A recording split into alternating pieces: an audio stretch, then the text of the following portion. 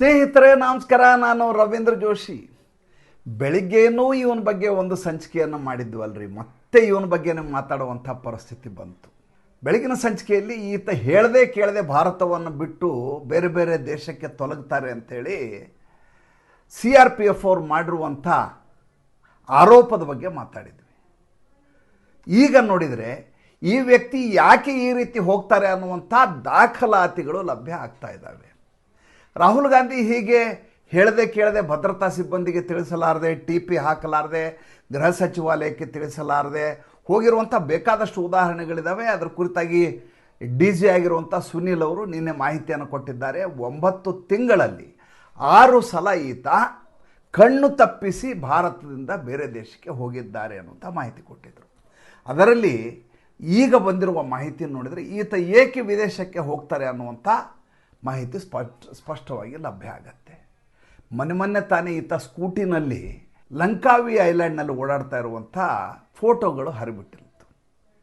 ಈತ ಮಲೇಷ್ಯಾ ಹೋಗ್ತಾರೆ, ಮಲೇಷ್ಯಾದಿಂದ ಲಂಕಾವಿಗೆ ಹೋಗ್ತಾರೆ, ಕೋಲಾಲಂಪುರಿಂದ ಹೋಗಿ ಅಲ್ಲಿಂದ ವಾಪಸ್ ಉಪರಾಷ್ಟ್ರಪತಿ ಚುನಾವಣೆ ದಿವಸ ಹಿಂದಿನ ದಿವಸ ವಾಪಸ್ ಬರ್ತಾರೆ.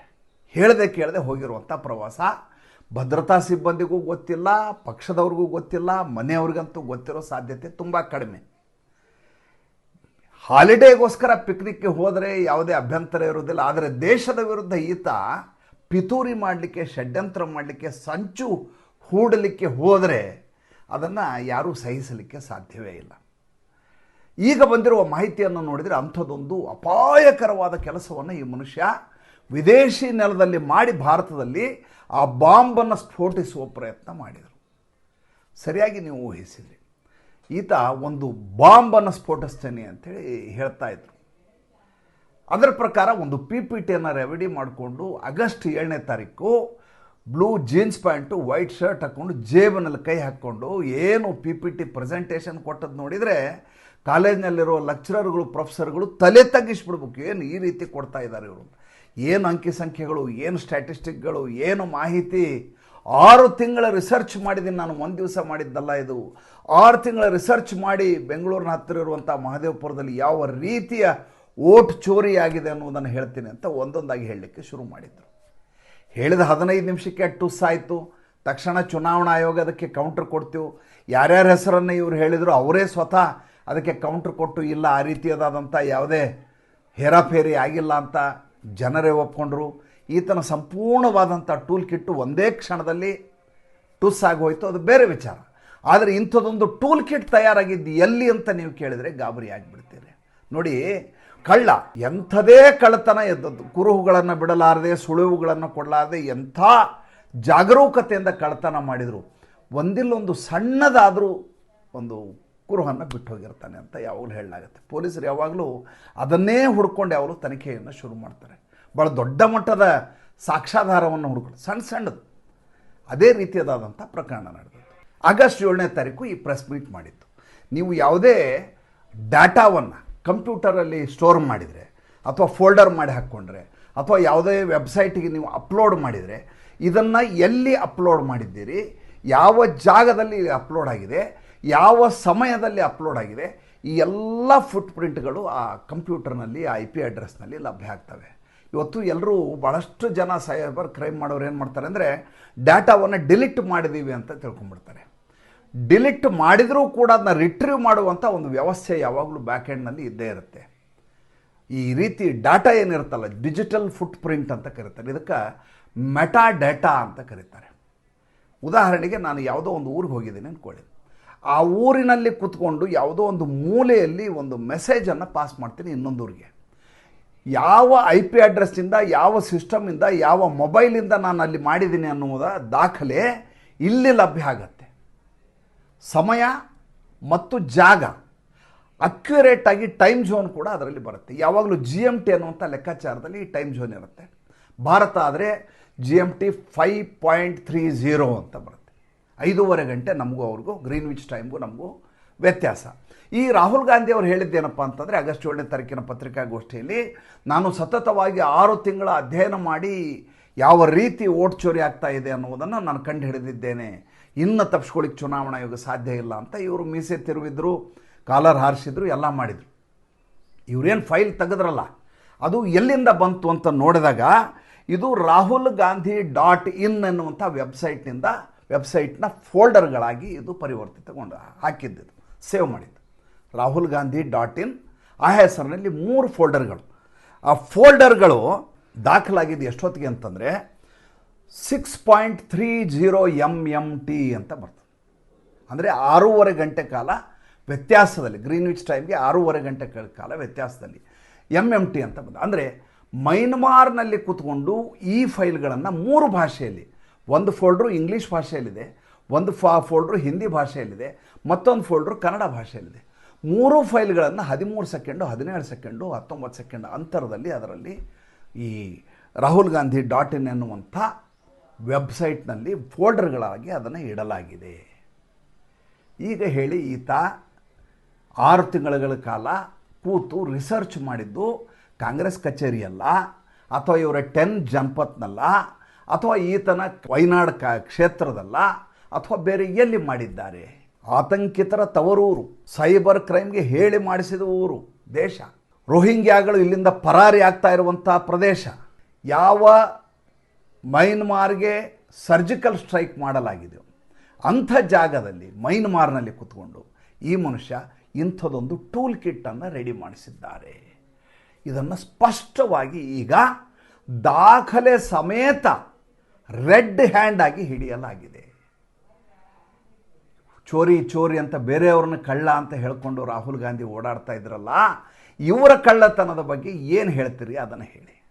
ಮಾತಿಗೂ ಜಯರಾಮ್ ರಮೇಶು ಟ್ವೀಟ್ ಮಾಡೋರು, ಕೌಂಟ್ರ್ ಕೊಡೋರು, ಪವನ್ ಖೇಡಾ, ಸುಪ್ರಿಯಾ ಶ್ರೀನೇತು ಬಾಯಿಗೆ ಬಂದ ಹಾಗೆ ಅವಾಚ್ಯ ಶಬ್ದಗಳಲ್ಲಿ ಮಾತನಾಡುವ, ಟ್ವೀಟ್ ಮಾಡುವ ಹೆಣ್ಮಗಳು ಇವತ್ತು ಇದ್ರ ಬಗ್ಗೆ ಕ್ಲಾರಿಫಿಕೇಷನ್ ಕೊಡಲಿಕ್ಕೆ ತಿಣುಕಾಡ್ತಾ ಇದ್ದಾರೆ.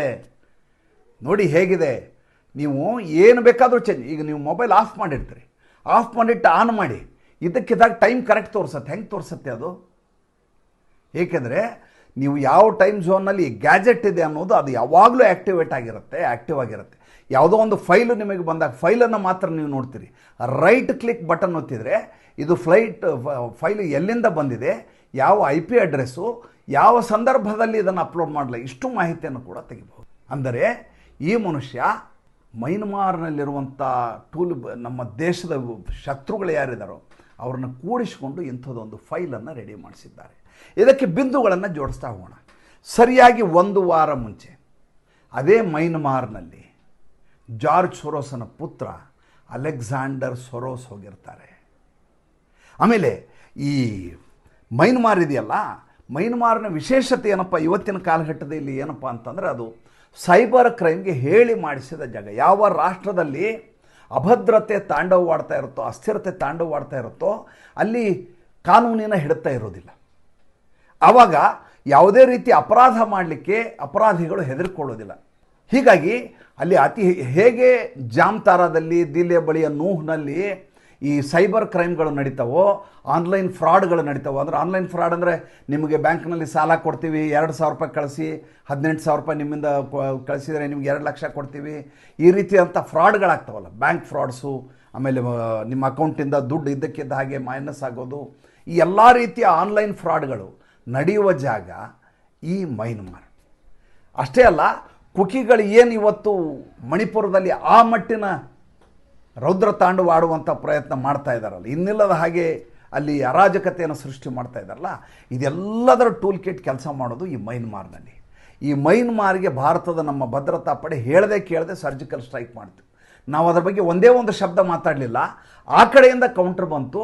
ಉಲ್ಫಾ ಉಗ್ರರು ಹೇಳ್ತಾರೆ ಭಾರತ ನಮ್ಮ ಮೇಲೆ ಅನಗತ್ಯವಾಗಿ ನಮ್ಮ ಮೇಲೆ ದಾಳಿಯನ್ನು ಮಾಡಿದರು ಅಂತ. ನಾವು ಅದರ ವಿಷಯನೇ ಮಾತಾಡಿಲ್ಲ. ಅಲ್ಲಿ ಉಲ್ಫಾ ಉಗ್ರರಿದ್ದರು, ಅವರ ಹತ್ಯೆ ಆಗಿತ್ತು. ಮೈನ್ಮಾರ್ ಇಂಥದ್ದೊಂದು ಟೂಲ್ ಕಿಟ್ ತಯಾರಾಗುವಂಥ, ಈ ಉಗ್ರರಿಗೆ ತಾಲೀಮು ನೀಡುವಂಥ ಗರಡಿಯ ಜಾಗ. ಆ ಜಾಗದಿಂದ ಭಾರತದ ಚುನಾವಣಾ ಆಯೋಗದ ಜೊತೆ ಕುಸ್ತಿ ಹಿಡಿಲಿಕ್ಕೆ ರಾಹುಲ್ ಗಾಂಧಿಯವರು ತಯಾರಿಯನ್ನು ಮಾಡಿಕೊಂಡು ತಾಲೀಮು ಮಾಡ್ಕೊಂಡು ಬಂದು ಭಾರತದಲ್ಲಿ ಆಗಸ್ಟ್ 7ನೇ ತಾರೀಕಿಗೆ ಇಲ್ಲಿ PPT ಪ್ರೆಸೆಂಟೇಷನನ್ನು ಕೊಟ್ಟರು. ನಿಮಗೆ ಗೊತ್ತು, ಇದೇ ರೀತಿಯದಾದಂಥ ಮಹಾರಾಷ್ಟ್ರದ ಚುನಾವಣೆಯ ಬಗ್ಗೆ ರಾಹುಲ್ ಗಾಂಧಿ ಇನ್ನಿಲ್ಲದ ಹಾಗೆ ಗಲಾಟೆ ಮಾಡಿದ್ರು. ಏನಂತ, ಲೋಕಸಭಾ ಚುನಾವಣೆ ಮತ್ತು ವಿಧಾನಸಭಾ ಚುನಾವಣೆಗೆ 40 ಲಕ್ಷ ಓಟುಗಳ ವ್ಯತ್ಯಾಸ ಆಗಿಬಿಟ್ಟಿದೆ. ಒಂದು ಚುನಾವಣೆ ಮತ್ತು ಇನ್ನೊಂದು ಚುನಾವಣೆ 2-3 ತಿಂಗಳ ಗ್ಯಾಪ್ನಲ್ಲಿ 40 ಲಕ್ಷ ವೋಟರ್ಸ್ ಹೆಂಗೆ ಹೆಚ್ಚಿಗೆ ಆಗ್ಬಿಟ್ರು ಅಂತ ಕೇಳಿದರು. ನೋಡಿದರೆ ಅದರ ಹಿಂದೊಂದು ಟೂಲ್ ಕಿಟ್ ಯಾವುದು, CSDS ಅನ್ನುವಂಥ ಒಂದು ಸಮೀಕ್ಷಾ ತಂಡದಿಂದ NGO ಮೂಲಕ ಸಂಜಯ್ ಕುಮಾರ್ ಅನ್ನುವಂಥ ವ್ಯಕ್ತಿ ಸುಳ್ಳು ನಂಬರ್ಗಳನ್ನು ಅಪ್ಲೋಡ್ ಮಾಡಿ ಈ ರೀತಿ ಜಾಸ್ತಿ ಆಗಿದೆ ಅಂತ ಅಂಕಿ ಸಂಖ್ಯೆ ತೋರಿಸಿ ಬಿಟ್ಬಿಟ್ಟಿದ್ರು. ಯಾವಾಗ ಇದು ಮೈ ಮೇಲೆ ಬರುತ್ತೆ ಅಂತ ಗೊತ್ತಾಯಿತೋ, ಯಾವಾಗ ತನಿಖಾ ಸಂಸ್ಥೆಗಳು ಇನ್ನು ಇದ್ರ ಬಗ್ಗೆ ತನಿಖೆಯನ್ನು ಶುರು ಮಾಡ್ತಾರೆ ಅಂತ ಗೊತ್ತಾಯಿತು, ಇದ್ದಕ್ಕಿದ್ದಾಗಿ ಮನುಷ್ಯ ಆ ಅಂಕಿ ಸಂಖ್ಯೆಗಳನ್ನೆಲ್ಲ ಡಿಲೀಟ್ ಮಾಡಿ ನಾನು ಕ್ಷಮೆ ಕೇಳ್ತೀನಿ ಅಂತ ಹೇಳಿಬಿಟ್ರು. ಆದರೆ ಟೂಲ್ ಕಿಟ್ಟನ್ನು ಪ್ರಯೋಗಿಸಿದಂಥ ರಾಹುಲ್ ಗಾಂಧಿ ಒಂದು ಕ್ಷಮೆ ಕೇಳುವಂಥ ಕನಿಷ್ಠ ಸೌಜನ್ಯವನ್ನು ತೋರಿಸ್ತಿಲ್ಲ. ರಾಹುಲ್ ಗಾಂಧಿ ಯುನೈಟೆಡ್ ಕಿಂಗ್ಡಮ್ ಹೋಗ್ತಾರೆ, ಭಾರತ ದೇಶದಲ್ಲಿ ಚಿಮಣಿ ಎಣ್ಣೆಯನ್ನು ಹರಡಿಯಾಗಿದೆ, ಕೇವಲ ಒಂದು ಕಡ್ಡಿ ಕೊರಿಬೇಕು ಅಂತ ಹೇಳ್ತಾರೆ. ಇಲ್ಲಿ ಬರ್ತಾರೆ, ಮೈನ್ಮಾರ್ಗೆ ಹೋಗಿ ವೆಬ್ಸೈಟ್ ರೆಡಿ ಮಾಡಿಸ್ಕೊಂಡು ಅದರಲ್ಲಿ ಸುಳ್ಳು ಡಾಟಾ ಹಾಕ್ಕೊಂಬಂದು ಭಾರತದಲ್ಲಿ ಪ್ರೆಸ್ ಮೀಟ್ ಮಾಡ್ತಾರೆ. ಇದು ದೇಶದ್ರೋಹ ಹೌದೋ ಅಲ್ಲೋ ನನಗೆ ದಯವಿಟ್ಟು ನೀವು ಹೇಳಿ. ಇದೇ ಮನುಷ್ಯ ಮುಂಚೆ ಪೆಗಸಿಸ್ ಎನ್ನುವಂಥ ಸುಳ್ಳು ಟೂಲ್ ಕಿಟ್ಟನ್ನು ಪ್ರಯೋಗ ಮಾಡಿದರು. ಮೊಬೈಲ್ ಕೊಡು ನಿಂದು ಟೆಸ್ಟ್ ಮಾಡ್ತೀನಿ ಅಂತ ಸಮಿತಿಯವರು, ಸುಪ್ರೀಂ ಕೋರ್ಟ್ನಿಂದ ಆಯ್ಕೆವಾದಂಥ ಸಮಿತಿಯವರು ಕೇಳಿದಾಗ ನನ್ನ ಮೊಬೈಲ್ ಕೊಡೋದಿಲ್ಲ ಅಂತ ಹೇಳಿದರು.